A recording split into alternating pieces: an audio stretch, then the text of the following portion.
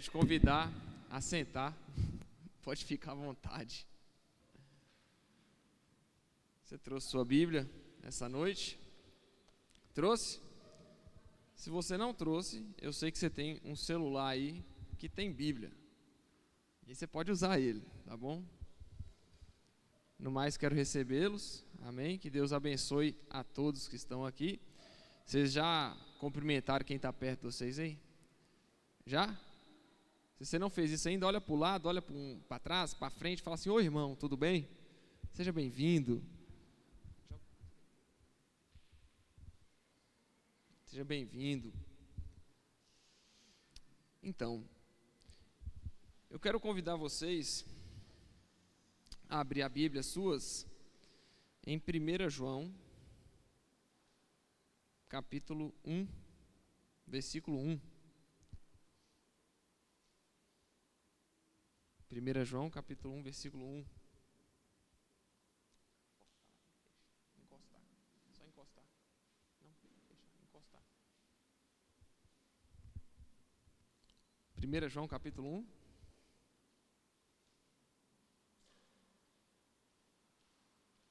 Todos encontraram? Amém? Amém ou não amém? 1 João, capítulo 1, versículo 1.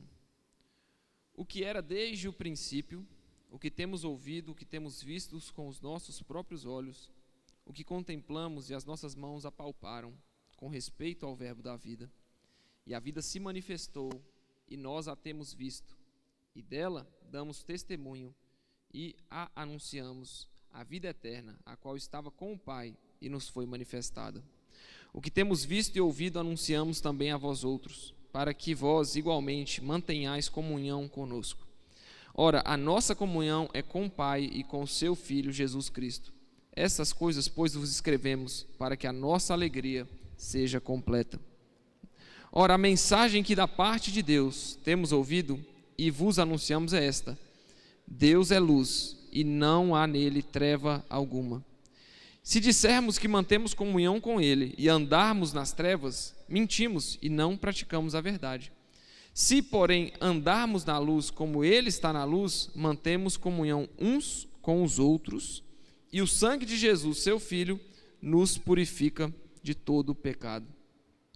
Se dissermos que não temos pecado nenhum, a nós mesmos nos enganamos, e a verdade não está em nós. Se confessarmos os nossos pecados, Ele é fiel e justo para nos perdoar os pecados e nos purificar de toda a injustiça. Se dissermos que não temos cometido pecado, fazemo-lo mentiroso e a sua palavra não está em nós. Filhinhos meus, capítulo 2, essas coisas vos escrevo para que não pequeis. Se todavia alguém pecar, temos advogado junto ao Pai, Jesus Cristo, o justo. E Ele é a propiciação pelos nossos pecados, e não somente pelos nossos próprios, mas ainda pelos do mundo inteiro. Ora, sabemos que o temos conhecido por isto, se guardamos os seus mandamentos. Aquele que diz eu o conheço e não guarda os seus mandamentos é mentiroso, e nele não está a verdade. Aquele, entretanto, que guarda a sua palavra, nele verdadeiramente tem sido aperfeiçoado o amor de Deus. Nisso sabemos que estamos nele. Aquele que diz que permanece nele, esse também deve andar assim como ele andou. Até aí, momentaneamente. Meus irmãos, nós temos uma epístola aqui do apóstolo João, e nela contém uma verdade central do Evangelho. Deus é luz. Deus é luz. E a grande razão de Deus ter enviado Jesus Cristo, seu Filho, para nos salvar, é porque na humanidade havia trevas. E as trevas aqui, eu não estou comparando com escuridão física, mas escuridão espiritual, o pecado. Quando Deus envia o seu Filho para nos salvar, Ele envia com um objetivo. E o objetivo é, literalmente, nos salvar, meu irmão. Deus enviou Jesus para te salvar das trevas que havia dentro do seu coração. E quando a gente vai para a palavra, lá no verso 5, a gente começa a entender qual que é a mensagem que Jesus prega.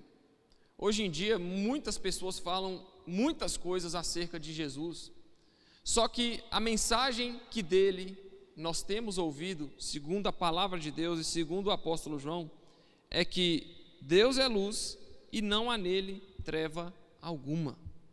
Versículo 5, pode ir lá comigo, 1 João 1,5.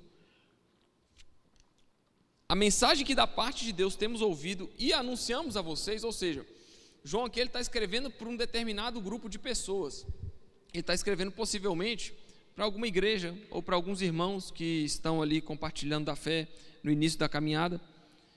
E a mensagem que nós temos ouvido de Jesus, a mensagem que Jesus deixou para os seus discípulos é: Deus é luz e nele não há treva alguma. Então, primeira coisa, meu irmão, para a nossa vida, Deus é luz. Deus é luz. E a luz, ela tem uma característica peculiar. O que a luz faz, gente? A luz, o que ela faz? Estou falando de luz elétrica, não. Luz elétrica ajuda. Isso aqui está iluminado por causa da luz elétrica. Mas pensa no sol. O que o sol faz? Ele não ilumina? De manhã você precisa usar farol para iluminar alguma coisa? Seu carro? Não? Ou precisa? Só para andar na BR, né, gente? Que aí é lei. Mas, essencialmente, precisaria de luz para andar de manhã? De luz de carro? Sim ou não? Não. Porque a luz, meu irmão, ela serve para expor o que está diante dos nossos olhos. Se apagar essas luzes tudo aqui, meu irmão, a gente vai ficar andando assim, ó, procurando alguma coisa para pegar, para conseguir andar. Quando a Bíblia fala que Deus é luz e nele não há treva alguma, é porque ele é o único que ilumina o nosso coração e os nossos olhos, para que a gente enxergue a vida como ela realmente é e como ela realmente deve ser vivida. Então, a mensagem de Deus é essa, é que Jesus é luz. Jesus, ele se manifestou para que o nosso pecado também ficasse evidente, para que a gente fosse perdoado. O início da palavra da epístola de João é dizer quem Deus é. E hoje em dia, nos nossos dias hoje, tem tido muita confusão acerca do que Deus é, o que Deus deixa de ser, o que Deus gosta e o que Deus deixa de gostar. Em primeiro lugar, meu irmão, Deus, ele é uma pessoa, ele é vivo, ele existe. Então ele é dotado de caráter e dotado de sentimento, assim como eu e você. É claro que o plano em que ele se manifesta é outro, ele se manifesta na eternidade, então ele não está no passado, presente ou futuro, ele é. Então Deus, um ser dotado, um ser divino, dotado de caráter e de atitudes e de sentimentos, ele tem desejos, ele tem pensamentos, ele tem planos, ele tem diretrizes, ele não é largado. Então, diversas pregações hoje falam assim: Deus é amor, então eu posso fazer o que eu quiser da minha vida. Deus ama todo mundo, ama mesmo. Só que Deus não ama tudo. Da mesma forma, uma frase que eu guardo no meu coração, que é o seguinte: a igreja, ela é aberta a todos, mas a igreja não é aberta a tudo.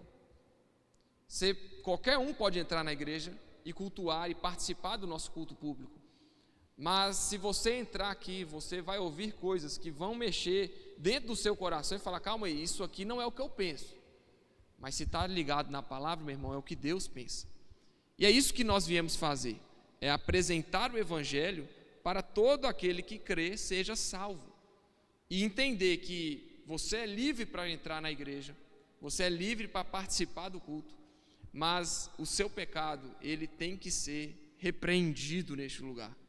A sua vida, ela tem que ser moldada a partir daqui, a partir da palavra de Deus, porque Deus chega e fala: eu sou luz, meu irmão. Então luz tem um trem diferente, não é escuridão, não é pecado. Luz, ela vai trazer a referência à pureza espiritual, à santificação, à santidade. Todas as representações que a gente pega quando a gente vai falar de céu, é o quê? É azul, branco e claridade. Quando vai nos filmes, quando a pessoa está lá quase morrendo num filme, e ela vê uma luz, a luz geralmente é Deus, meu irmão, e é representado no filme como uma luz. Eu estava vendo um filme agora, foi o Guardiões da Galáxia 3. E no Guardiões da Galáxia tem um personagem que ele está quase morrendo. E quando ele chega num lugar que ele está quase morrendo, meu irmão, é um lugar calmo, com a presença de luz, cores claras, cores brancas, azul, representando o quê? Pureza. Então, quando a Bíblia vem falar sobre isso, na verdade, as pessoas que produzem o filme, elas se baseiam na Bíblia, né, no que está escrito. Mas quando para a gente contextualizar melhor e entender o que quer dizer luz, luz é isso.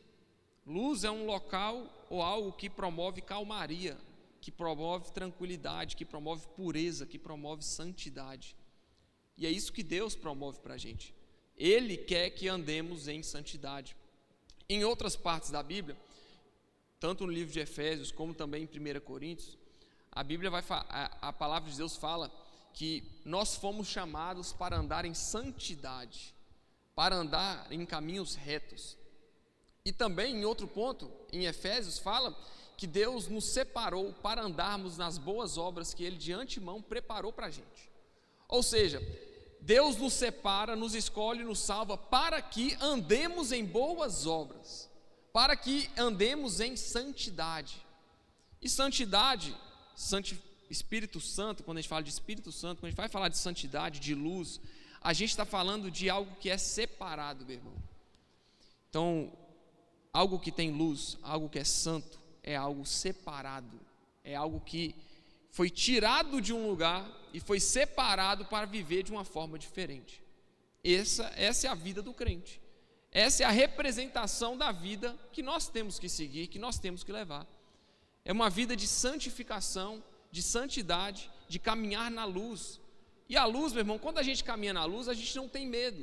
A gente não tem medo de ter nada nosso exposto. Por quê? Porque a gente não tem nada errado.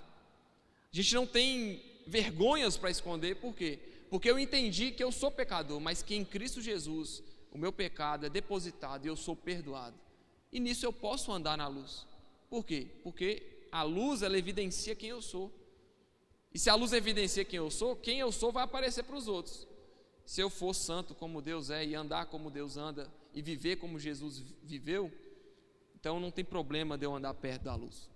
Eu creio que uma das grandes dificuldades que a humanidade tem hoje com a igreja é que a igreja expõe o pecado. A Bíblia expõe o pecado. E nem sempre nós estamos prontos para abrir mão dos nossos pecados para andar com Jesus. Nem sempre a gente está pronto para abrir mão das nossas mazelas, dos nossos erros, da nossa podridão, para andar com Cristo. Porque o nosso pecado é confortável para a nossa carne. O seu pecado é confortável, é bom. Mas isso é bom na carne. Quando a gente vai para a palavra de Deus, a gente vê que Deus é luz, que nele não há trevas alguma, meu irmão. Quer dizer que onde Deus tem, não tem pecado. E onde Deus tem luz. Mas onde nós estamos tem morte, tem pecado. E nós necessitamos 100% de Jesus para que o nosso pecado possa ser arrancado de nós e nós caminhemos em santidade. Então eu observo que o título aqui para mim é Deus é luz, o pecado, a confissão, o perdão e a propiciação. São 4 pontos, né? Primeiro, o pecado, todo ser humano peca. Quando a gente vai desenvolvendo o texto, a gente percebe, olha, se dissermos que mantemos comunhão com Ele e andarmos nas trevas, mentimos e não praticamos a verdade. Então falar que serve a Deus, meu irmão, não adianta. Falar que tem fé, eu tenho fé, eu creio que Deus existe. Mas como que sua fé está direcionada? Será que a nossa fé está no lugar correto? Qual que é o lugar correto da nossa fé? O que demonstra que eu tenho fé? Qual que é a demonstração da minha fé? Como que eu mostro para a humanidade, para as pessoas que moram junto comigo, para a minha família, para os meus amigos, para os meus colegas de trabalho, como que eu mostro para eles que eu tenho fé? Eu carrego uma Bíblia embaixo do braço, vou para a igreja todo domingo? É isso? É isso que demonstra fé? A Bíblia vai dizer que não. A fé, ela só é consumada quando há obras, quando há santificação, quando há santidade. Então no versículo 6 vai falar, se dissermos que mantemos comunhão com Jesus e andarmos em trevas, nós mentimos e não praticamos a verdade. Ou seja, está dando ênfase, né? Porque mentir já é não praticar a verdade, né? Então ele dá ênfase, mentimos e não praticamos a verdade. No versículo 7, se porém andarmos na luz, como Ele está na luz, mantemos comunhão uns com os outros, e o sangue de Jesus, seu Filho, nos purifica de todo pecado. Então, como que o sangue de Jesus nos purifica?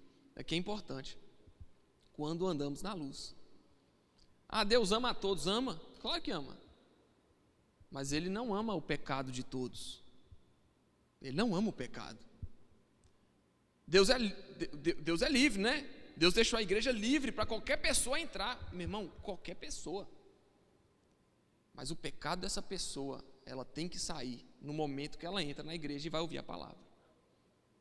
Porque se andamos na luz, nós temos comunhão com uns com os outros, irmãos, igreja, e com Deus. E o sangue de Jesus, seu Filho, nos purifica de todo pecado. Então o sangue de Jesus, ele nos purifica pós-caminhada na luz. O sangue de Jesus nos purifica à medida que nos colocamos à disposição de Deus. Deus, estou aqui. Olha, eu não quero o meu pecado mais. Eu não quero caminhar nessa vida de pecado. Me ajuda. Eu quero ter comunhão com os irmãos, eu quero participar de uma igreja. Eu quero andar na luz, eu quero evidenciar, eu quero confessar o meu pecado, eu quero falar quem eu sou e eu quero ser transformado pelo Senhor. Se fizemos isso, se fazemos isso, o sangue de Jesus nos purifica. Mas não, isso não fala a mesma coisa no versículo 6. O versículo 6 vai falar que se dissermos que mantemos comunhão com Ele e andamos nas trevas, ou andamos no pecado, ou vivemos pecando de qualquer forma, de qualquer jeito, mentimos e não praticamos a verdade.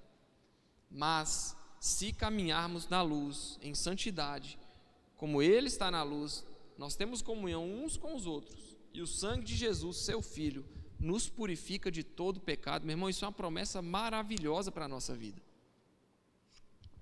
Isso aqui é um amparo para quem peca e anseia ser mais parecido com Jesus. Isso aqui é um amparo. Isso aqui é um consolo. Por quê? A pessoa pode errar, mas se ela anda na luz, o sangue de Jesus purifica o pecado dela, purifica a vida dela. Porque ela não está andando querendo servir a si mesma e aos seus desejos pecaminosos, mas ela está andando para caminhar na luz, buscando a santidade, buscando a Jesus. No versículo 8, a gente encerra aqui a parte A, agora nós vamos para a parte B. Então quer dizer que se eu ando na luz, eu paro de pecar? Aí tem a diferenciação. Não é que a gente para de pecar, mas a gente para de buscar o pecado. Dá para entender a diferença? Você pode pecar, você vai pecar, você vai errar. Mas se você caminha na luz, o que quer dizer caminhar na luz? É não buscar mais o pecado, é não buscar mais as coisas da carne. Então, se andamos na luz, o sangue de Jesus nos purifica de todo pecado. Mas aí no versículo 8, olha o que João vai falar: se dissermos que não temos pecado nenhum, a nós mesmos nos enganamos e a verdade não está em nós. Então percebe que o versículo 8 e o versículo 6, eles estão mais ou menos interligados. Em primeiro lugar, se eu falo que eu tenho comunhão com Ele e ando nas trevas, eu minto e não pratico a verdade. Aí no verso 8 ele vai falar o quê? Se dissemos que não temos pecado nenhum, a gente se engana e a verdade não está em nós, ou seja, praticamos a mentira falando que não temos pecado. O versículo 6 e o versículo 8, eles estão interligados. Se eu falo que tenho comunhão e não ando em boas obras, eu minto e não pratico a verdade. Se eu falo que eu não tenho pecado nenhum, eu também minto e me engano e não pratico a verdade não está em mim. E aí ele vai mostrar o lado oposto a isso, porque o versículo 6 está ligado com 8 e o 7 está ligado com 9. Se confessarmos os nossos pecados, Ele é fiel e justo para nos perdoar os pecados e nos purificar de toda injustiça. Mais uma promessa para nós. Então, meu irmão, Deus não é aquele carrasco que fica esperando a todo momento você tropeçar para te apontar o dedo e te empurrar no buraco. Deus não é assim. Na verdade, Deus, Ele é um Pai zeloso de amor, que aguarda ansiosamente que os seus filhos confessem os seus pecados, diz para Ele, diz uns para os outros quem são, para que a obra redentora e justificatória de Cristo haja na nossa vida. Então, se confessamos os nossos pecados, Cristo é fiel para nos perdoar e nos purificar de toda injustiça. Meu irmão, qual o segredo para que a gente seja purificado e santificado por Deus? É isso aqui: andar na luz, confessar os nossos pecados, e o sangue de Jesus dá conta do recado, dá conta do resto. Nós não temos que desdobrar nossa cabeça para tentar suprimir desejos pecaminosos, meu irmão. À medida que andamos na luz, à medida que viemos para a igreja, temos comunhão com o Espírito Santo, à medida que lemos a palavra, temos momentos de oração, naturalmente nós iremos querer caminhar por caminhos limpos. E isso quer dizer, literalmente, se afastar do pecado, parar de buscar o pecado e buscar Deus. Se confessarmos os nossos pecados, Ele é fiel e justo para nos perdoar os pecados e nos purificar de toda injustiça. Mas se dissermos que não temos cometido pecado, a gente faz dele mentiroso, e a sua palavra não está em nós.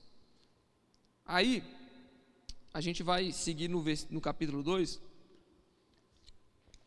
Filhinhos meus, estas coisas vos escrevo para que não pequeis.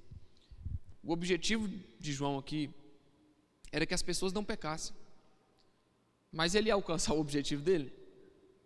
Ia, gente? Sim ou não? É possível alguém parar de pecar? Não, não é. Então, filhinhos meus, eu escrevo para que vocês não pequem. Mas, se todavia alguém pecar, temos um advogado junto ao Pai, Jesus Cristo, o justo. E Ele é a propiciação pelos nossos pecados, e não somente pelos nossos próprios, mas ainda pelos do mundo inteiro. Ora, sabemos que o temos conhecido por isto, se guardamos os seus mandamentos. Aquele que diz, eu o conheço, e não guarda os seus mandamentos, é mentiroso, e nele não está a verdade. Aquele, entretanto, que guarda a sua palavra, nele verdadeiramente tem sido aperfeiçoado o amor de Deus. Nós vamos para a explanação desses versículos, porque o que antes João estava falando, luz e trevas, pecado, confissão, propiciação, verdade, mentira, agora ele começa a dar nome aos bois. Ele não vai falar só agora luz e trevas. Ele chega e fala, se você fala que que ama a Deus e não guarda os seus mandamentos, você é mentiroso. Resumindo, você ama a Deus? Amo. Você guarda os mandamentos, você obedece?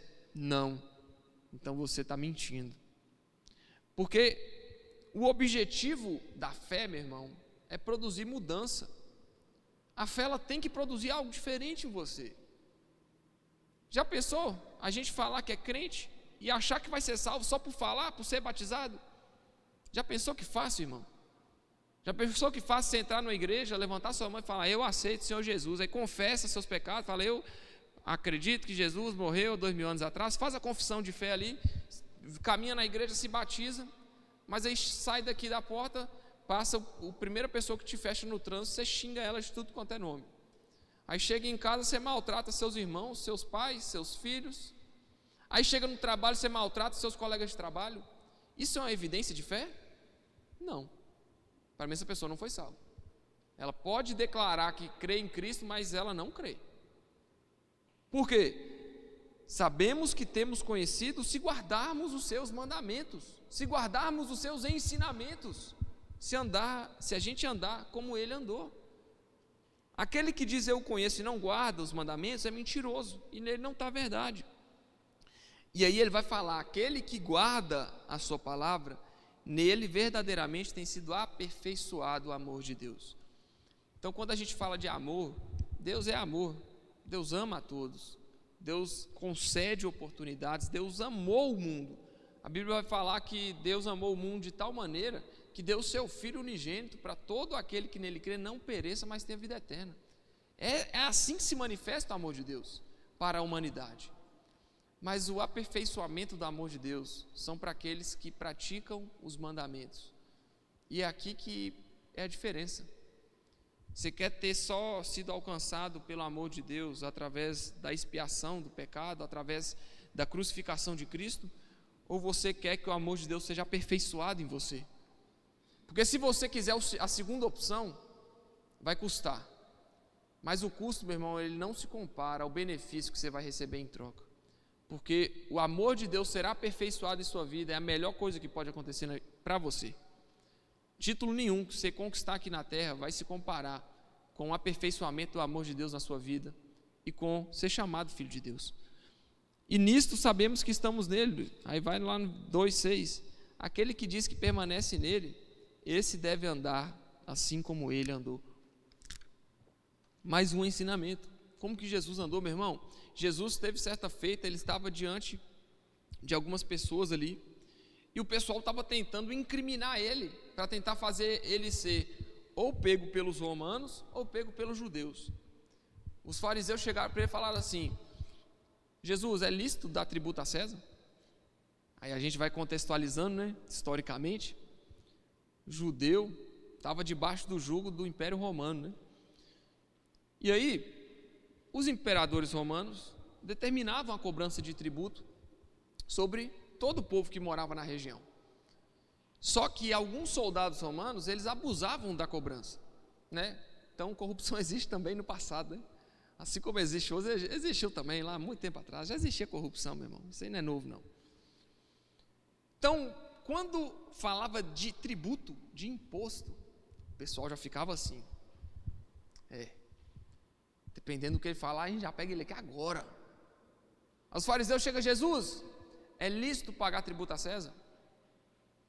Jesus olha para ele e fala: dê a César o que é de César e dê a Deus o que é de Deus. Eu imagino que a galera fica com interrogação na cabeça e fala assim: gente, como assim? Não entendi. Só que Jesus poderia, meu irmão, virar para aquela galera e falar assim: ó, seus infusados, eu vou orar agora e vai descer um fogo do céu e consumir a cabeça suas. Vocês caem mortos aqui agora. Porque vocês estão tentando me incriminar? Eu estou aqui curando, fazendo milagres, ajudando as pessoas. Os paralíticos andam, os cegos veem, os mudos falam, os surdos escutam. Os milagres estão acontecendo e vocês estão aqui tentando me incriminar. Meu irmão, eu ficaria revoltado. Eu? O quê? Rapaz, nosso ego é alto demais, velho. Nosso ego é alto demais. Eu ficaria. Chega lá no jardim do Getsemane, Jesus orando, os discípulos dormindo, nossa. Jesus precisando de gente para orar com ele, os caras dormindo, velho. Será que vocês não podem ficar comigo só um pouquinho, orando? Jesus já estava ali, ó, no estresse absurdo, porque, não sei se você sabe, meu irmão, Jesus sentiu o que você sente aí na pele. Aí a gente para pensar, realmente, Jesus foi homem, só que, pensa mais um pouquinho. Você sentiu ansiedade essa semana? Teve pico de ansiedade essa semana? Quem teve? Alguém teve aí? Teve? Alguém sentiu tristeza profunda no coração essa semana? Ou esses dias atrás? Alguém sentiu, sei lá, alguma dor física?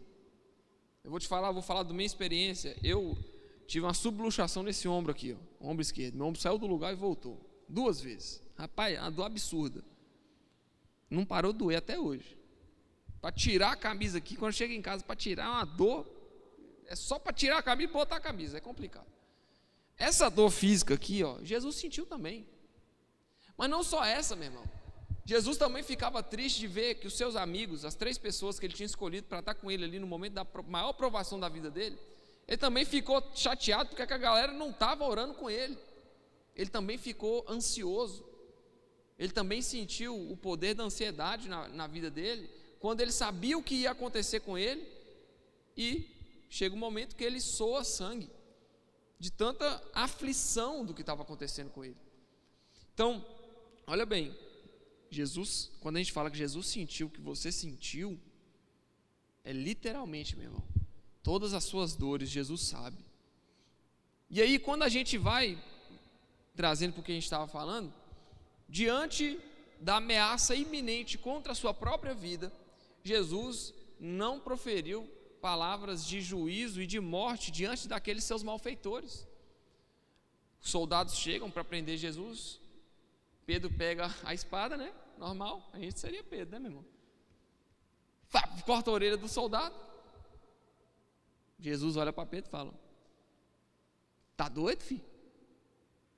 Deixa, calma, fica tranquilo, vem cá, Malco. Reconstitui sua orelha aqui, pum, curou. Rapaz, nem assim os soldados creram, né? mas mostra para a gente a natureza de Jesus. E aí, a natureza, ela está diretamente ligada ao caráter, ela está diretamente ligada às crenças. A nossa natureza, se a gente acha que o outro é obrigado a reconhecer quem a gente é, senão é injustiça, está mostrando que a gente tem uma necessidade muito grande de aprovação. E Jesus, meu irmão, ele era Deus. Você acha que ele ficou preocupado que os soldados não reconheceram que ele era e levaram ele para ser preso, para ser esbofeteado, para ser cuspido, para ser espancado e para ser crucificado? O ego de Jesus não estava ferido. Quando a gente fala andar como Jesus andou, vai por esse lado. Além de andar em santidade, é andar com o mesmo pensamento. Meu irmão, nosso ego bom, ego morto, é ego ferido, é ego jogado lá embaixo, não tem problema. Jesus era Deus, e aí a Bíblia vai chegar lá em Filipenses, vai falar para a gente que mesmo existindo em forma de Deus, Jesus não teve como usurpação ser igual a Deus. O que ele fez? Ele a si mesmo se esvaziou, assumiu a forma de servo e foi reconhecido em figura humana. A si mesmo se humilhou, sendo obediente até a morte e morte de cruz. Aí a Bíblia vai e fala, pelo que também Deus o exaltou e lhe deu o nome que está acima de todo nome. A gente consegue crer em Jesus e colocar toda a nossa confiança e esperança nele, e andar como ele andou, porque ele um dia foi, meu irmão, aquele que transcendeu o limite do ser humano. Jesus faz isso para que a gente não precisasse fazer, mas agora é cobrado de nós, a gente tem a responsabilidade de agir como ele agiu. Então o comando é, aquele que diz que permanece nele, esse também deve andar assim como ele andou. Então, se andar como Deus andou, meu irmão, você não pode estar preocupado com o que o outro vai pensar ao seu respeito. O outro não está me reconhecendo, eu sou isso, eu sou aquilo, eu faço isso, eu faço aquilo. Eu falo, meu irmão, o povo não reconheceu Deus, mesmo Deus estando encarnado no meio deles. O povo não reconheceu Deus, vendo Deus fazer milagres. Você acha mesmo que o ser humano é bom de reconhecimento? Meu irmão, tem prêmios que a galera distribui aí, ó, que você fala, velho, por que esse cara ganhou isso? Por que ele foi reconhecido com isso? Só que aí a gente vai para o âmbito militar. Eu já fiquei sabendo de algumas histórias que existe uma condecoração, eu acho que é esse o nome, de promoção. Por exemplo, o cara é soldado, ele faz um ato heróico, ele é promovido a cabo. E aí eu fiquei sabendo, tipo assim, ele sobe uma patente. E eu fiquei sabendo uma vez que um carro, estava com um bombeiro, ele estava dirigindo um carro, e o carro que estava na frente dele caiu dentro de a ponte, cedeu e ele caiu no rio. Esse bombeiro, ele desceu do carro, pulou no rio, salvou aquela família e não foi condecorado, não foi reconhecido. Eu falei, rapaz, se eu fizesse um trem desse, eu queria ser aposentado, meu irmão, eu queria ganhar um prêmio Nobel, porque a gente espera por reconhecimento. Aí imagina a cabeça desse cara que fez isso e não foi reconhecido, não subiu de patente. Mas é mais ou menos nesse sentido que a gente deve caminhar. A vida cristã, ela nem sempre vai te dar benefício rápido, nem sempre assim, quase nunca ela vai te conceder um benefício ou um direito diferente. Pelo contrário, meu irmão, tem hora que a gente sofre mais ainda sendo crente do que não sendo, porque às vezes você não é crente, você chega, a pessoa te xinga, você xinga ela de volta, você cai na porrada com ela e acabou, resolveu ali, meu irmão. Agora o crente dá outra face, meu amigo, difícil. A pessoa está lá falando mal de você, está lá fazendo isso, você tem que chegar e falar, meu irmão, em nome de Jesus eu te perdoo, Deus te abençoe, você é o cara, você é a cara, a pessoa, a mulher, eu te perdoo, minha irmã, eu te perdoo, meu irmão, Deus te abençoe. Mas por que a gente faz isso? Porque a nossa natureza é diferente, a gente é doido mesmo, irmão. Aí a gente chega lá, ontem eu preguei aqui sobre 1 Coríntios, a pregação do evangelho é uma loucura mesmo. Os gregos buscam conhecimento, os gregos na época buscavam conhecimento, né? Na época dos filósofos e tal, eles buscavam sabedoria carnal para entender a Deus. Mas aí a gente chega na Bíblia e Jesus morreu pelos nossos pecados, eles não conseguiam entender por que um homem veio, por que aquilo ali era Deus e por que ele morreu no madeiro pendurado e por que tinha gente que cria nele. Eles queriam entender e não conseguiam, por quê? Porque é loucura. O crente é doido, é maluco. A gente não bate certo das ideias, não. Mas está tudo bem. Porque se a gente tiver uma diretriz, e a diretriz é o quê? A palavra, é a Bíblia. Se a gente vai para a Bíblia e recebe amparo naquilo que a gente faz, a gente está tranquilo. Porque a gente sabe que a nossa recompensa não vem aqui, não vem agora. Muitas vezes você vai passar dessa para outra vida com Jesus sem ter os benefícios que você poderia receber se talvez você vivesse numa vida de pecados e de trevas. Mas o convite que Deus faz para nós, meu irmão, é que a gente carregue a nossa cruz, que a gente ande como Ele andou, seguindo Ele, vivendo como Ele viveu, dando a outra face, fazendo como Ele fez, amando os inimigos, abençoando quem vos persegue, abençoando quem vos maldizem, fazendo essas coisas. Por quê? Porque Ele sabe que lá no final, quando nossa vida estiver acabando, a gente vai ter um galardão no céu e vai poder virar para Ele e falar: Senhor Jesus, completei minha caminhada, guardei a fé, mantive a fé, como um bom soldado, eu guardei a fé, eu fui fiel até o fim. É isso que Deus espera e é isso que Deus quer para você, meu irmão. Por isso que Ele fala, aquele que diz, o apóstolo João está falando, aquele que diz que permanece nele, esse deve também andar assim como ele andou. Então, literalmente, é uma vida de boas obras, mas são boas obras que foram preparadas para que a gente andasse desde a fundação do mundo. Então, meu irmão, a segurança, ela está totalmente depositada em Jesus. A gente pode pensar que, por vezes, o nosso erro, ele vai nos colocar em um ambiente ou em um local de total afastamento de Deus. Mas aí vem a Bíblia e nos ampara, falando: filhinhos meus, essas coisas vos escrevo para que não pequeis, mas se vocês pecarem, nós temos um advogado junto ao Pai, que é Cristo Jesus. Amém? Ele é o nosso advogado. Então, você errou, meu irmão, pecou, tropeçou, não tem problema não, você levanta, sacode a poeira e segue. Não para, não para. Caminhada com Jesus, meu irmão, ela não é 100 metros rasos. A caminhada com Jesus existe a maratona de 40, 50 mil quilômetros. Não adianta você endoidar para correr igual um maluco. É devagar e sempre. Devagar e sempre. Ser constante na vida cristã, na vida espiritual, ser constante, não é ser totalmente intenso. Já teve épocas na minha vida que eu era mais intenso com Jesus. A minha devoção, ela era mais intensa. Mas eu percebi que a intensidade, uma hora ela esgota. E o que vai ficar é a constância. Deus não quer que você seja só intenso. Ele quer que você seja constante. Ele quer que você permaneça. Ele quer te sustentar por toda a sua vida. Ele não quer só que a sua vida cristã seja tipo assim: dos meus 18 anos eu conheci Jesus, agora com 30 já está bom, já estou tranquilo, agora vou fazer outras coisas na minha vida, vou parar. Quantas pessoas são assim, gente? Deus quer te preservar para todo sempre. Eu acho tão maravilhoso. Eu vejo algumas pregações, assisto muitas pessoas, acompanho alguns líderes, e eu vejo pastores hoje que tem um nome assim de outro mundo. Inclusive eu tenho a Bíblia de um pastor desse, o pastor Hernandes. Poxa, a vida desse homem me inspira, porque é uma caminhada de anos. E esse dia eu vi uma pregação antiga do pastor Hernandes, e ele, com a mesma intensidade e com a mesma constância, quando ele era mais novo ele pregava de uma forma, e hoje ele prega da mesma forma.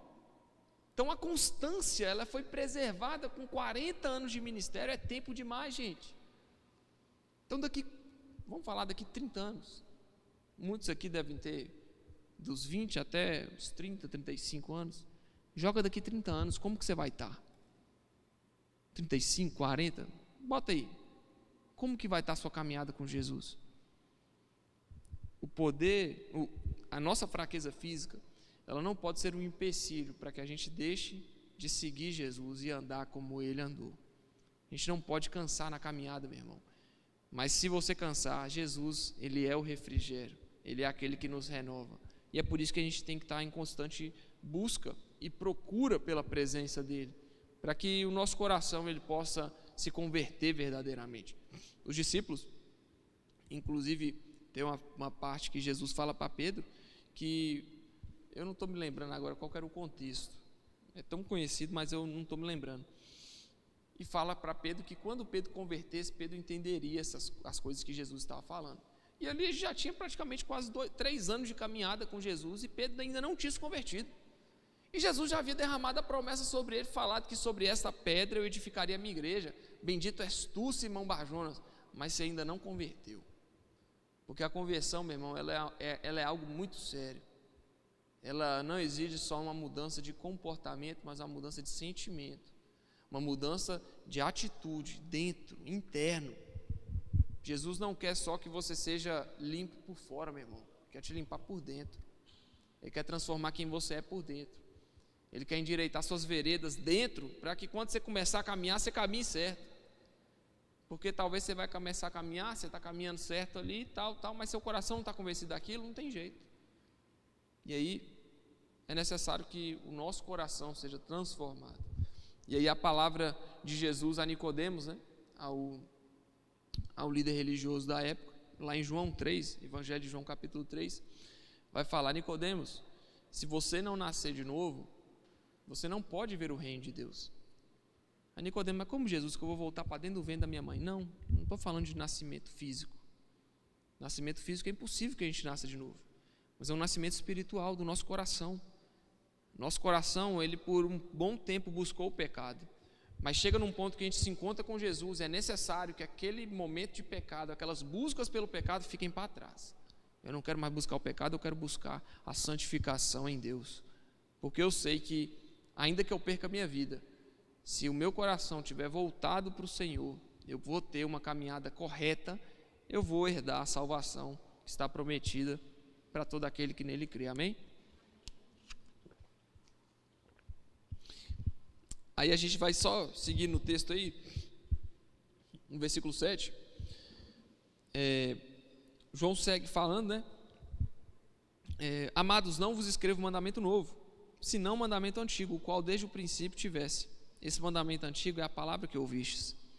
Todavia vos escrevo novo mandamento, aquilo que é verdadeiro nele e em vós, porque as trevas se vão dissipando e a verdadeira luz já brilha. Aquele que diz estar na luz e odeia seu irmão, até agora está nas trevas. Aquele que ama seu irmão permanece na luz e nele não há nenhum tropeço. Aquele, porém, que odeia seu irmão está nas trevas e anda nas trevas e não sabe para onde vai, porque as trevas lhe cegaram os olhos. Olha que profundo. O que está falando aqui, gente? Quem escuta algumas pregações que eu faço, sabe. Um novo mandamento dou, mas que mandamento novo é esse? Deus está mudando o jeito dele falar? Não. Está falando lá dos 10 mandamentos, né? Êxodo 20. Os 4 primeiros diz respeito ao relacionamento do homem com outro homem, com o próximo. E os 6 últimos diz respeito ao relacionamento do homem com Deus. O judeu entendia isso tranquilo. Essa galera aqui sabia disso. E aí quando ele vai falar, olha, se alguém diz que está na luz, diz estar na luz, ou seja, diz estar andando uma vida correta, mas odeia seu irmão, até agora está nas trevas. Então ele está literalmente trazendo para nós a reflexão de que o nosso relacionamento com o nosso irmão diz muito sobre o nosso relacionamento com Deus. O nosso relacionamento com o próximo diz muito sobre quem nós somos com Deus. Porque se eu odeio meu irmão que eu vejo, como que eu vou amar a Deus que eu não vejo? Em primeiro lugar, está na Bíblia também. Em segundo lugar, se você odeia seu irmão, você está nas trevas. Aquele que ama seu irmão permanece na luz. Olha a solução para o mundo, gente. É a gente cantar aquela música da Ana Paula Valadão. Ensina-me a amar o meu irmão. Olha, gente, maravilhoso. A olhar com seus olhos, perdoar com seu perdão. Show de bola. Ensina-me a amar o meu irmão. Precisamos aprender a amar o próximo. Porque se a gente amar o próximo, a gente resolve o nosso problema, gente. Por que tem tanta maldade do mundo, gente? Por quê? É porque a pessoa não consegue amar o outro. A guerra que está tendo lá, Rússia e Ucrânia, é falta de amor, gente. Falta de amor ao próximo. O amor ao próximo é um amor sacrificial, é um amor que gera resultado. Como eu amo minha esposa, é um amor sacrificial de entrega. Então, eu não estou escrevendo, João está falando aqui, eu não estou escrevendo nada novo para você, nada diferente que vocês nunca conheçam, que vocês nunca ouviram falar. Eu não escrevo mandamento novo, senão um mandamento antigo, o qual desde o princípio vocês tiveram. Desde o princípio de quê? Desde o princípio da vida. A galera com 8 anos de idade estava sendo circuncidado, crescia aprendendo a lei do Senhor, a lei de Moisés. Então eu não estou falando nada novo para vocês, estou falando um mandamento antigo. Ama o seu irmão. Se você disse que odeia seu irmão, você está nas trevas.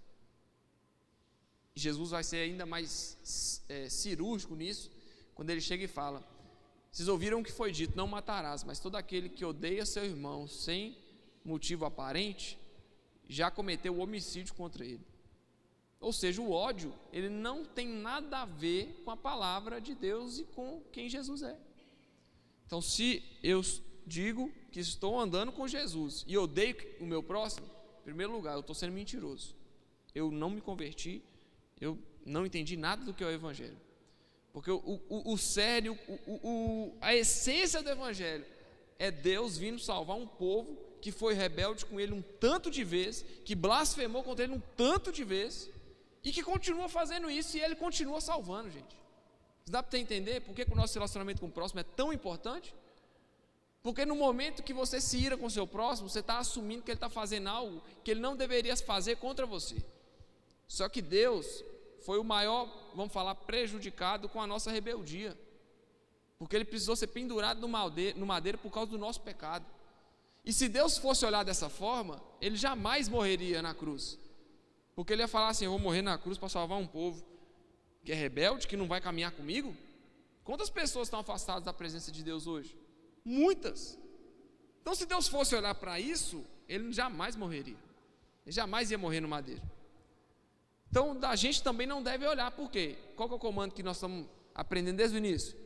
Andar como Jesus andou, caminhar na luz, caminhar fora das trevas. Então, se a gente diz que odeia o irmão, a gente não entendeu o que é o Evangelho. O Evangelho é justamente Deus vindo morrer por um monte de gente que não quer nada com ele, para salvar esse ser humano e para convocar esse ser humano a viver em santidade. Esse é o Evangelho.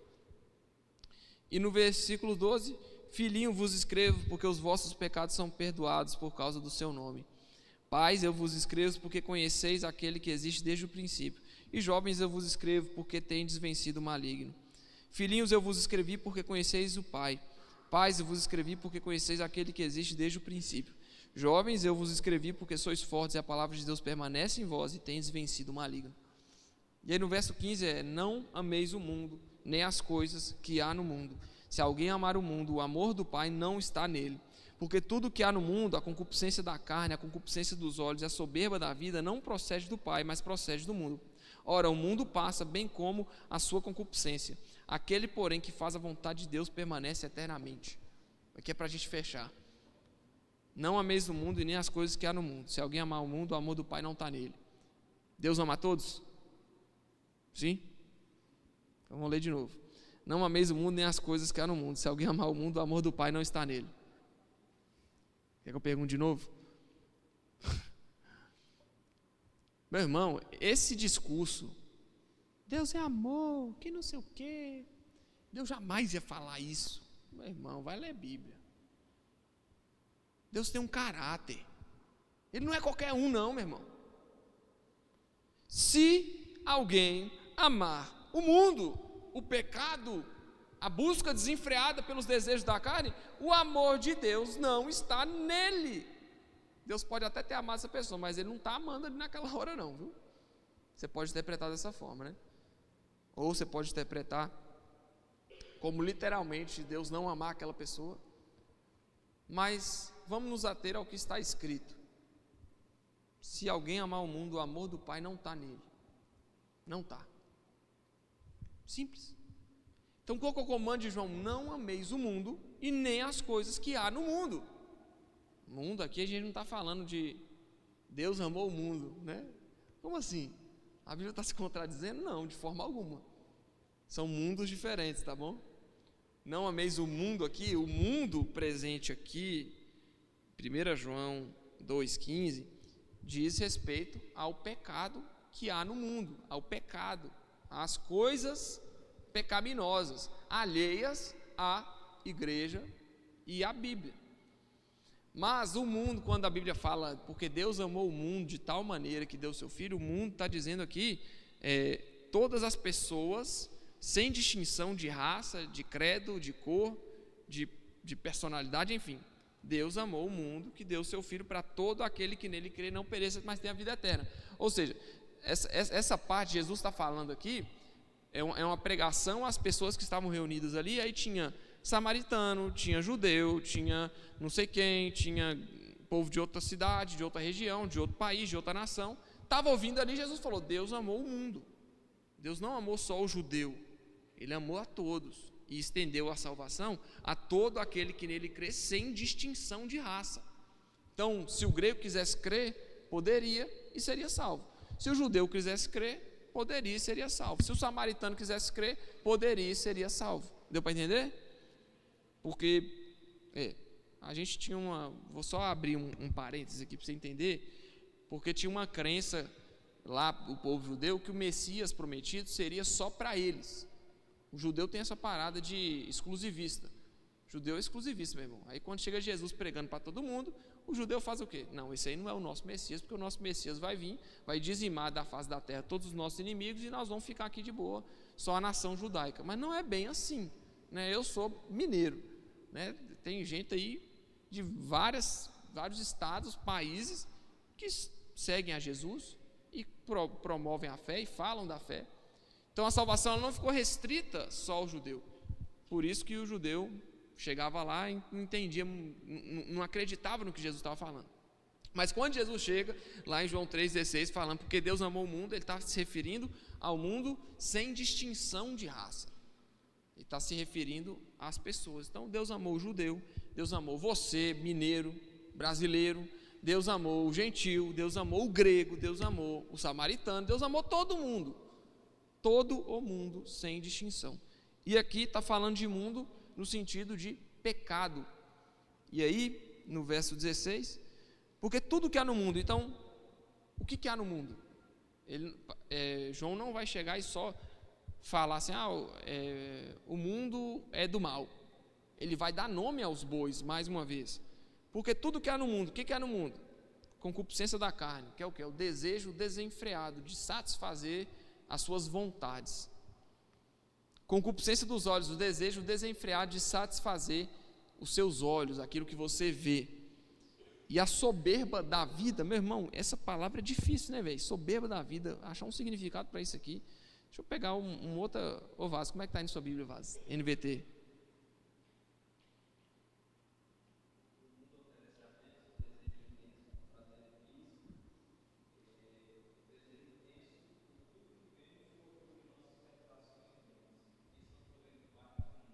Legal. Eu vou ler aqui no.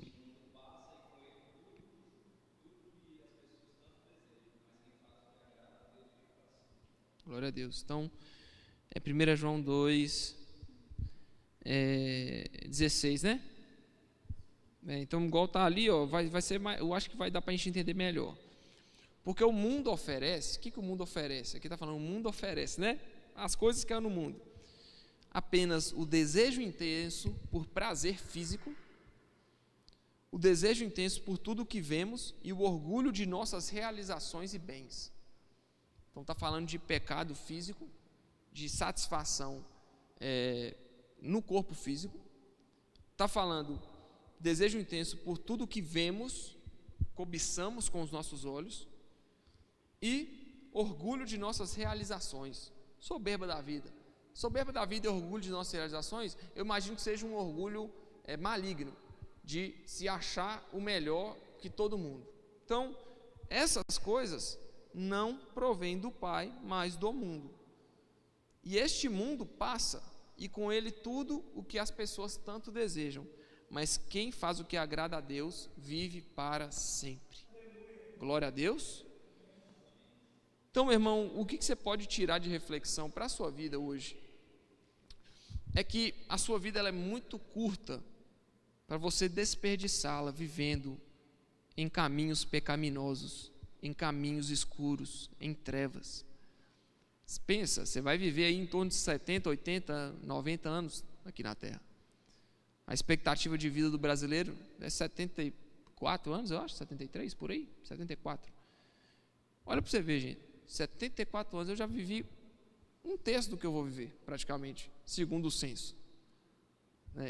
Todo mundo quer viver até 100 anos, né, amor? Mas vamos falar do censo, né, da média. Eu já vivi praticamente 30% da minha vida, 25 anos. 75, segundo o censo, as pessoas morrem, mas tá bom, vamos supor que eu vou viver até 100, viu? Vivi só 25% da minha vida, então. Vivi 30% não. Mas enfim, a gente passa um período muito curto da nossa vida aqui. É porque a gente não entende a eternidade ainda. Se a gente entender a eternidade, a gente não vai ficar tão focado em conquistar tanta coisa aqui, passando por cima dos outros, prejudicando outras pessoas, falando mal dos outros, brigando, buscando os desejos desenfreados da carne. Porque o que a Bíblia fala? Essas coisas passam. O desejo desenfreado por prazer físico passa, vai passar, meu irmão. Vai ter uma época que você não vai ter vontade de nada, vontade, libido para nada. Isso passa. Outra coisa, o desejo desenfreado dos olhos. Pode ter um tempo que você nem enxergue sem óculos. Meu óculos aqui, ó, esse olho aqui já está com 1 grau, esse aqui está com meio, não é muito, não, mas faz uma diferença danada quando eu boto o óculos. Então até a nossa vista, a nossa visão, a nossa cobiça, isso passa. Sabe o que acontece? O que era moda há 50 anos atrás, hoje já não é mais. O que era bom há 50 anos atrás, meu irmão, nós estamos aqui em 2023, 50 anos atrás, 1973, o carro do ano era o Fusca. O carro do ano era o Fusca. Eu sei que tem um povo aí com um delírio coletivo comprando Fusca, vendendo 60 mil. Tem. Eu tenho um Fusca que eu não vendo, eu vendo bem mais barato. Tem um Fusquinho lá na loja, Fusquinho azul. Resumindo, o Fusca era o carro do ano em 73. Todo mundo queria ter um Fusca, rapaz, era outro mundo. Fusca virou ponto de referência, meu irmão. Fusca não é carro, não. Você vê uma pessoa assim e fala, onde é que é tal coisa? Você é perto daquele Fusca ali, você não fala perto daquele carro ali. Então, olha a sensação que era, e hoje já nem fabrica mais, meu irmão. Já não é mais essa febre toda de ser o carro do ano, o carro novo. Aí hoje é o quê? É Onix, é HB20, daqui a 40 anos, meu irmão, vai mudar, vai ser outra coisa. Vai mudar totalmente. O que a Bíblia, qual que é o amparo que a gente está dando para a Bíblia? Realmente, as coisas passam, o mundo passa, as coisas aqui, elas se encerram. Você quer ver mais um exemplo? Quantos aqui conheceram a bisavó? Bisavó, quem conheceu a sua bisavó? Levanta a mão, pode levantar. 4 pessoas? Meu irmão, já parou para pensar que a sua bisavó teve uma história, uma vida, com sentimentos, com planos, com desejos, e hoje você nem lembra mais da presença e da vida dela? Você nem sabe o que sua bisavó pensava e queria para a vida. Então vou falar para você, seu trineto provavelmente nem se lembra das coisas que você quis fazer, do que você teve, de que carro você teve, de quanto de dinheiro você teve na sua conta, de que celular você tinha, do que você fazia. Meu bisavô eu não conheci, mas eu não tenho nenhuma memória afetiva do meu bisavô, não conheci. Eu tenho da minha avó, tenho da minha mãe, tenho da minha bisavó, tenho uma bisavó viva até hoje, glória a Deus, 94 anos, muita saúde. Mas quando eu nasci, ela já tinha 69 anos. É uma vida, gente. 69 anos é muito tempo. É o triplo do que eu tenho hoje praticamente. Então já parou para pensar o tanto de coisa que a minha bisavó planejou, viveu, teve, que eu não sei, que eu não tenho ciência. Agora para pensar, gente, se a gente se apega nesse mundo, daqui a 100 anos, meu irmão, provavelmente muitos de nós serão pessoas comuns. Vivemos, morremos como pessoas comuns nessa terra. Talvez a gente gere ali um valor para os nossos amigos, para a nossa igreja, para os locais que a gente foi, mas pode ter situação que nem nossa descendência vai lembrar da gente. Como você não lembra da sua. Trisavó, alguém conheceu o trisavó aqui? Não? Eu também não. Eu sei que, se eu não me engano, na história da minha família, meus trisavós vieram fugidos da Itália por causa de uma guerra que deu lá. Eles chegaram aqui na Baía de Santos. Meu amigo, eu não faço nem ideia do que eles passaram e viveram. Chegaram em Santos, ou no Rio, ou em Vitória, algum lugar que eles chegaram. Eu sei que eles vieram da Itália, meus trisavós. Mas eu não tenho memória afetiva nenhuma deles. Imagina se eles fossem passar a vida deles preocupados com o que os outros iam pensar deles. Oh meu Deus, se eu não fizer isso, minha descendência, meu trineto vai estar lá em Teoflotone pregando daqui a 80 anos, não vai lembrar de mim.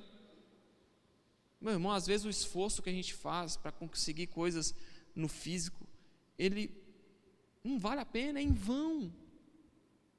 Morrer, matar, endoidar a cabeça, brigar com os outros, pisar nas outras pessoas para conseguir coisas no físico. Meu irmão, a gente precisa se apegar àquilo que é eterno.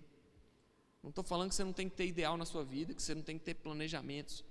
Você tem que ter, você deve ter. Eu só quero te mostrar que os seus ideais e planejamentos vão passar. Aquilo que você quer hoje, daqui a 40 anos, você não vai nem pensar direito se vai querer, porque provavelmente você já vai estar debilitado, idoso, velho.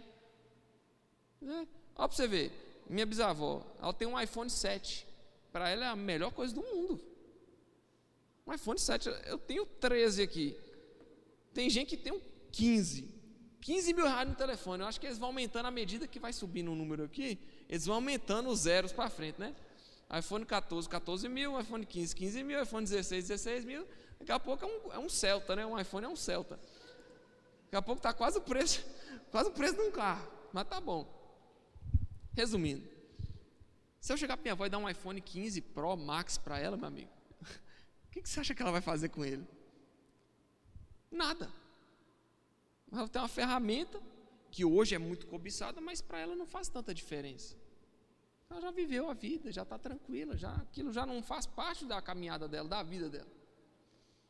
Então, mesmo um negócio que aparentemente é um objeto de cobiça para muitas pessoas, para outras não é. Para outras não vão ser. Mais uma prova de que a nossa vida, meu irmão, ela passa e ela se encerra. Mas se a gente se apegar ao que é eterno, existe uma promessa para mim e para você, de que Jesus um dia vai nos buscar para morar e reinar com Ele na glória, na eternidade. E é isso que a gente se apega. Nós não podemos nos apegar nas coisas físicas, porque tudo que há no mundo passa. Os desejos, as realizações, as conquistas, as posses, os ideais, isso passa. Então eu vou depositar toda a minha energia em algo que vai passar? Meu irmão, deposite sua energia, o seu coração, sua expectativa em Jesus. E a Bíblia fala, né? Buscar em primeiro lugar o reino de Deus e a sua justiça, e todas as coisas serão acrescentadas.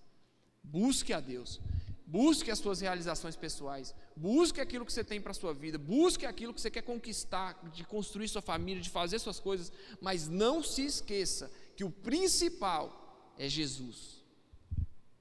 Que você conquiste tudo que você está buscando, meu irmão, mas que não falte Jesus para você. Porque no final da sua vida, Jesus é o principal que vai ficar, porque Ele permanece para sempre. Amém ou não amém? Deu para entender, gente? Vocês estão felizes? Estão felizes? Sim ou não? Então fique de pé no seu lugar.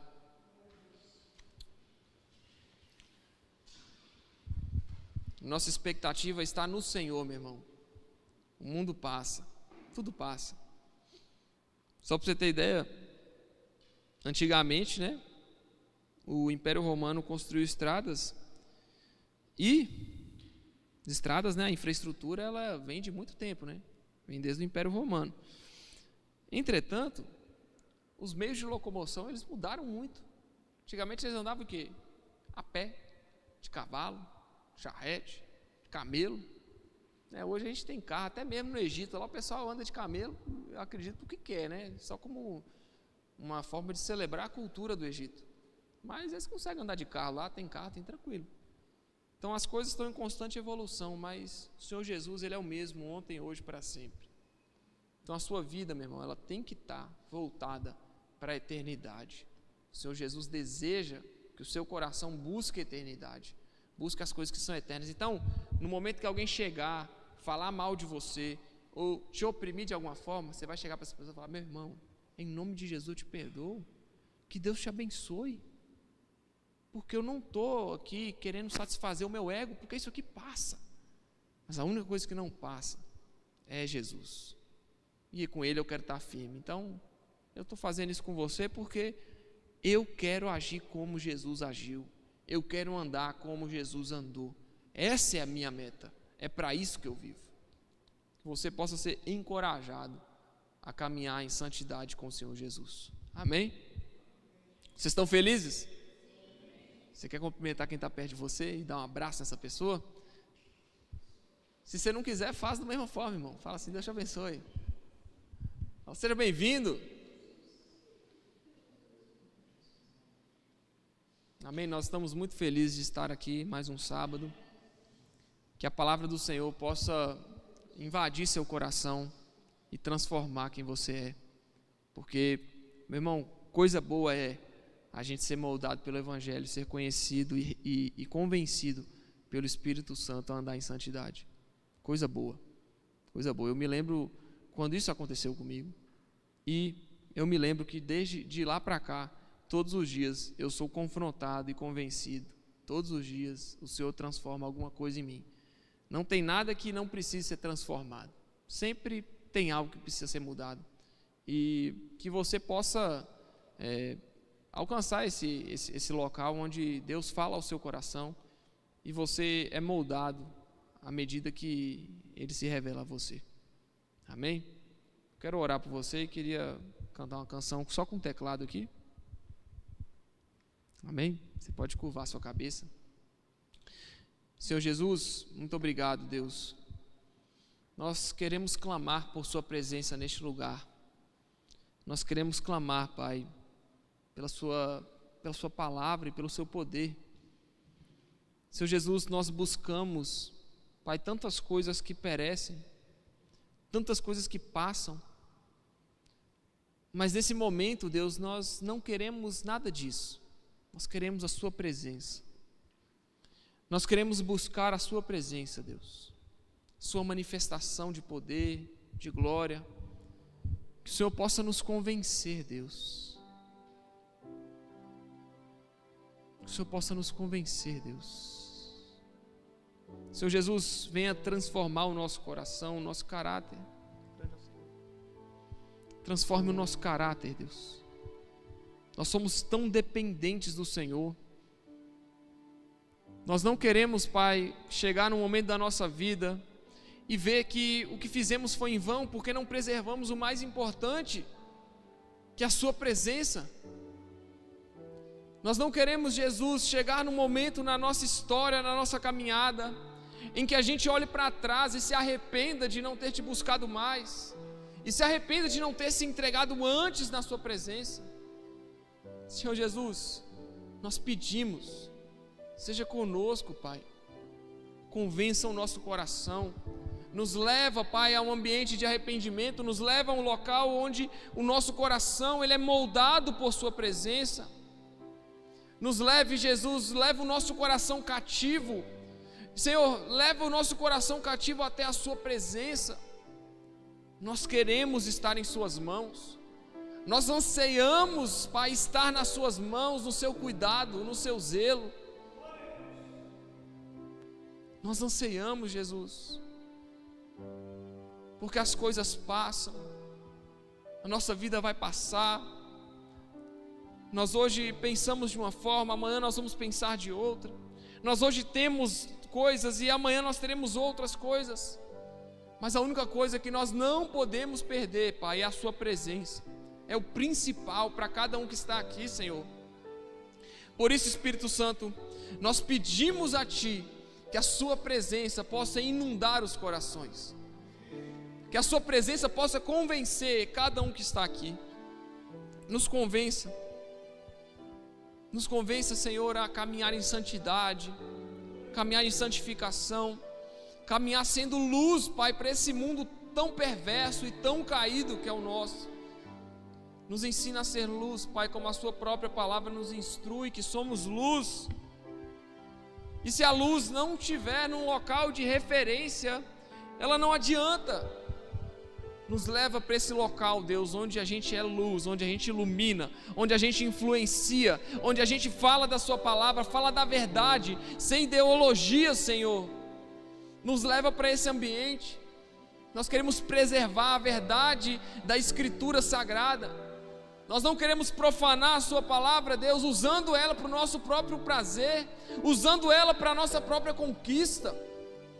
Nós queremos usar a sua palavra, Deus, para pregar às nações, para todo aquele que crer no Senhor seja salvo e seja edificado no evangelho real e verdadeiro. Nós queremos pedir isso a Ti, Deus, porque o Senhor é bom conosco, porque o que daremos nós a Ti por tudo aquilo que o Senhor tem feito ao nosso respeito? O que, Pai, temos que fazer? Nada que fizermos compensa, nada que fizermos vai resolver, vai pagar aquilo que o Senhor fez por nós de graça. Por isso, Senhor, que o Senhor receba a nossa gratidão e o nosso pedido e clamor. Se manifeste a nós, Espírito Santo, convença o nosso coração, nos leve ao arrependimento perfeito na sua presença, e que, Senhor Jesus, nós possamos sair deste lugar hoje moldados e transformados por sua palavra. Moldados e transformados por sua palavra. Oh, Senhor, permaneça conosco. Te amo, Deus. Tua graça nunca falha. Todos os dias eu estou em suas mãos, desde quando me levanto até eu me deitar, eu cantarei da bondade de Deus. És fiel?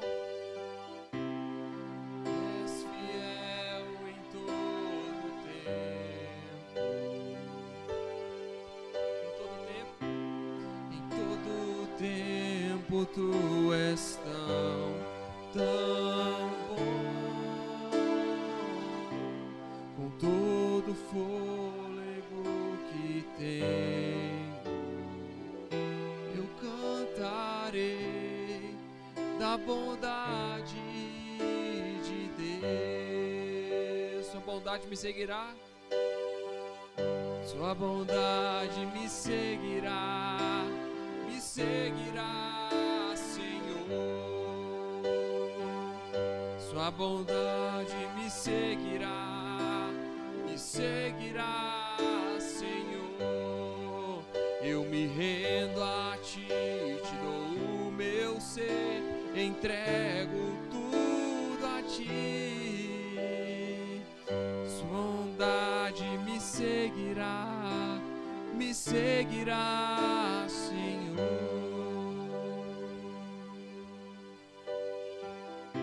Senhor Jesus, muito obrigado, Deus. Que o Senhor seja exaltado em nosso meio. Que a sua bondade nos acompanhe, Pai, todos os dias da nossa vida. Nós nesse momento, Deus, entregamos o nosso coração a Ti. Que o Senhor seja exaltado em nosso meio, Espírito Santo. Muito obrigado por sua presença, Deus. Nós cantaremos de Deus, eu cantarei da bondade de Deus, eu cantarei da bondade de Deus. Muito obrigado, Senhor. Que o Senhor seja exaltado, Pai, em nosso meio. Que o Senhor seja manifesto, Pai, entre nós. E que a sua presença possa ser palpável, Senhor. Nós vemos, ouvimos e temos conhecido que Tu és o Cristo, Filho do Deus vivo. Muito obrigado, Senhor. Permaneça conosco, Pai. Amém. Amém, meu irmão? Você está feliz? Aplauda ao Senhor essa noite.